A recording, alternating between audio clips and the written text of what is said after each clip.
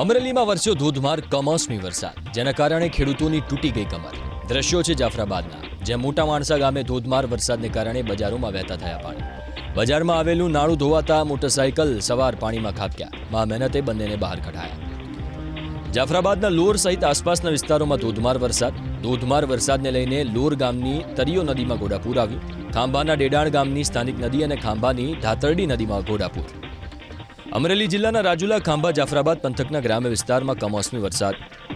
રાજુલાના Jafrabad coastal belt વિસ્તારના ગ્રામ્ય વિસ્તારોમાં વરસાદ વરસ્યો. રાજુલાના ડુંગર, માંડળ, ડુંગરપરડા, કુંભારિયા, દેવકા, બાલાપર, મસુનદડા સહિત આસપાસના વિસ્તારોમાં ધોધમાર વરસાદ શરૂ થયો. જાફરાબાદના વડલી, વઢેરા, ચિત્રાસર, ભાડા, શેલણા, ટીંબી સહિતના ગામમાં વરસાદ.